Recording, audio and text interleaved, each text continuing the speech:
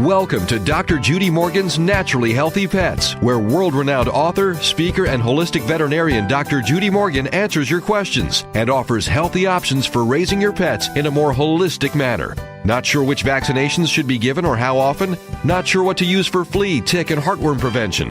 Join Dr. Judy now as she interviews the top experts and showcases the latest products that will help your pets stay naturally healthy.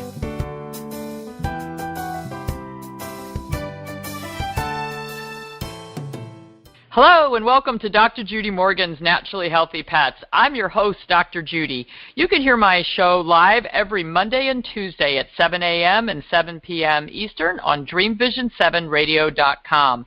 All shows are archived, so if there's something that you see on the page that you're really interested, you can go back and listen to older shows. So today I actually have two guests on the line. And I was lucky enough to meet one of them at the Pets and Money Summit in Austin, Texas, back in December. And I was so impressed with what this new company is doing that I thought it would be worth having them on as guests so that we can help pet parents understand some of the options that are available to them. So my guests today are Vinnie Dam and Fred Dijols. And their industry is veterinary pharmacy. And they started a new, and they're touting it as the first ever modern compounding pharmacy. And it's called Mixlab. And it's in New York City. Guys, welcome to the show. Thanks for having us. Thank you. So I was really impressed, first of all, that you guys really seem to care about the pets. And you know, pharmacy and pharmaceuticals is not really a fun topic, but you guys, when you send out your products, you kind of almost make it fun. So give our listeners an idea. First of all, let's answer the big question, what the heck is compounding and what is a compounding pharmacy? So whichever one of you wants to take that. Yeah, why don't I just start? And, so I'm the business guy here, and Vinny's the pharmacist, so he'll go into detail, as I'm unable to answer any questions here and there. But, essentially compounding is when a pharmacist makes a medication in the right dose and in the right form for a specific patient, a specific pet.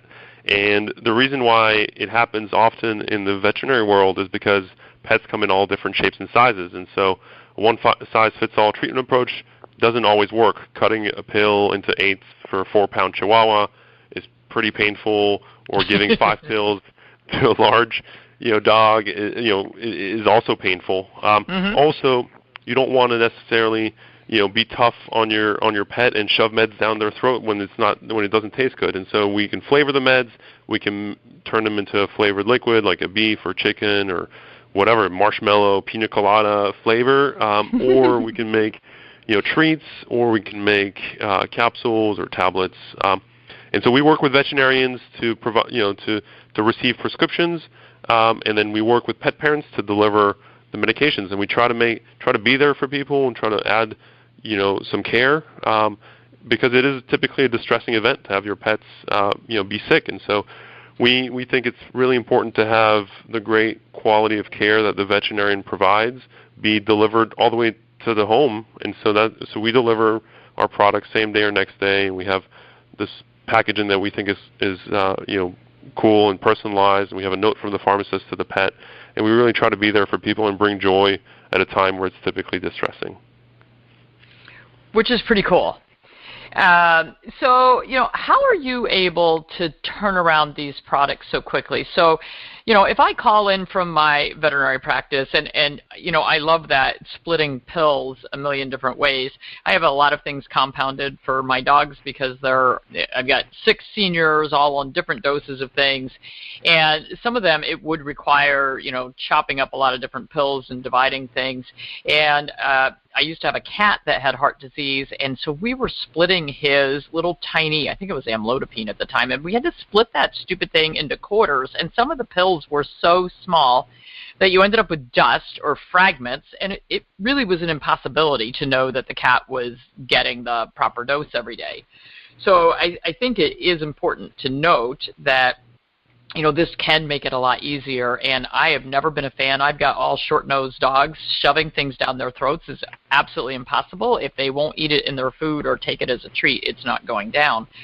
So if I, as a veterinarian, call your office at 6 o'clock on Friday evening, how is it possible, unless Vinnie is just like a crazy workaholic and is compounding things 24/7? Well, I'm sure you are. You're in new business. How do you get that out that quickly? How is that sitting at my client's house by the next day? It's my turn to shine now. I think it's a great question, Doc.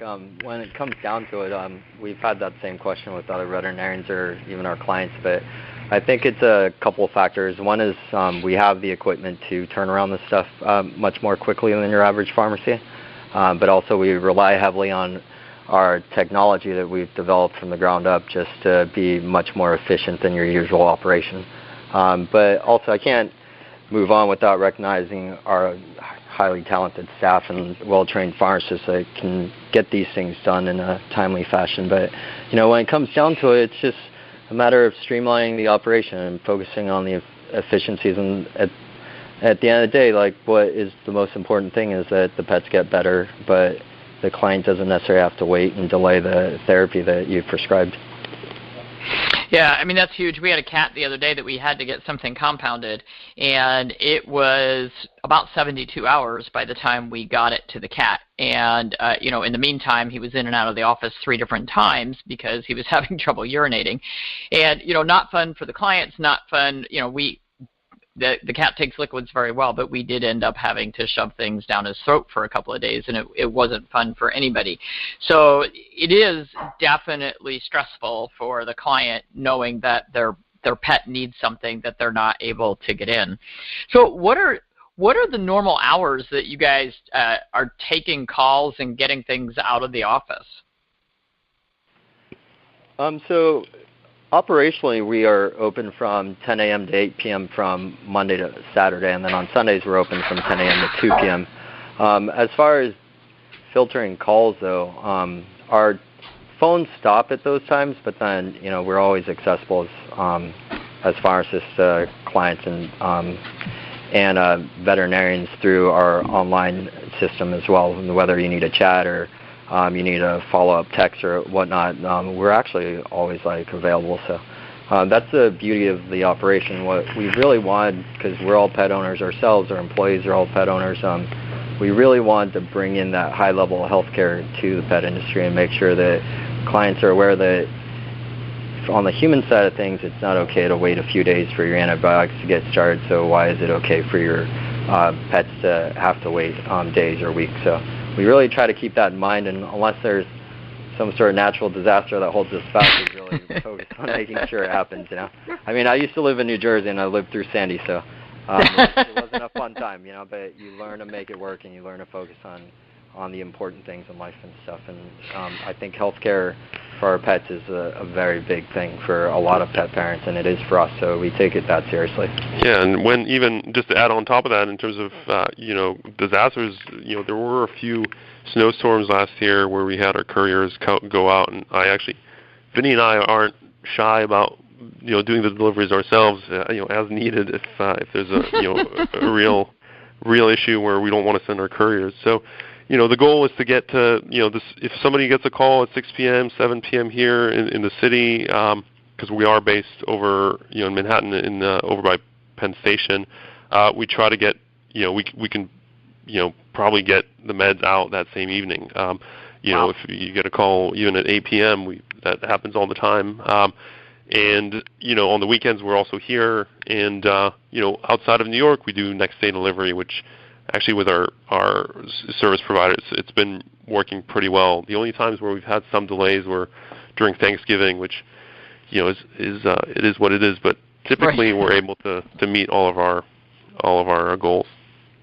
And will you ship out? So I know that you're based in New York, and your couriers will deliver, within Connecticut, New York, North Jersey. Will you ship products outside of that area? Yeah, totally. So we're actually licensed in the states of the full states of New York, New Jersey, and Connecticut, and with UPS actually we can deliver next day, next business day throughout those states. We're actually getting licenses right now in various other states, which will also do next day free delivery. So delivery is free, with us, all through whether it's with our couriers in New York and the 5 boroughs and outside of New York. So I don't know if you remember the state. You just brought up something that's interesting, and this is news to me. So as a dispensing pharmacy, you have to be licensed in every state to which you would send a product? The rules and regulations vary between all the states, but it's pretty safe to have a blanket statement that yes, most likely for the majority of the states in this country. So it all depends on the state itself, though. Every state has its own board of pharmacy that establishes the rules and regulations, but we're proactively looking to lean on the safer side and just make sure we're licensed within that state as well. So we're basically working our way up and down the coast. So right now we're just waiting on the license to go through with the application process for the states of Virginia, Pennsylvania, Florida. We also have a few licenses in for Maryland and then Washington, D.C. as well. And then we're going to just continue to keep applying and expanding our geography. That's really interesting, and that is news to me. It makes sense that you would have to be licensed to send things anywhere, but that's a lot of work to, yeah. And that's kind of the same thing that we see, with pet food, pet treats. They have to, register every product in every state, pay a fee to register every product in every state. So if you want to bring something to market, you've got a huge investment just in, paying your licensing fees in every state.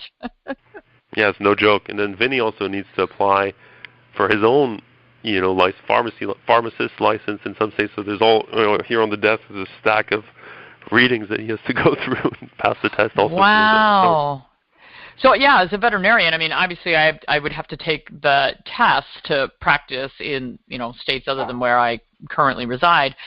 So even to dispense and ship medications by mail, you're going to have to register as a licensed pharmacist in each one of those states.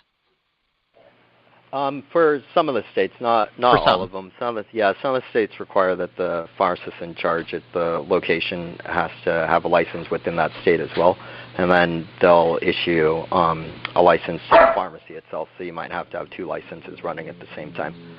Wow. It's exciting though. It keeps me on my toes and keeps me busy. Now, how many of those states that you're trying to register in are making you actually take tests within their states? So right now with a handful of states that we're applying to, it's the state of Maryland and the state of Virginia. And are they making you take like the entire pharmacy boards, or is it just like the jurisprudence? That's what we have to do for the veterinary stuff a lot. Yeah, so it's just the jurisprudence. So the clinical aspect of it, it's a national test. Right. We essentially take right out of school. Right. And, you just reciprocate your license to the various states that you want to license in. So then you just enroll for the actual jurisprudence exam for that specific state. Man, do not look forward to doing that ever again.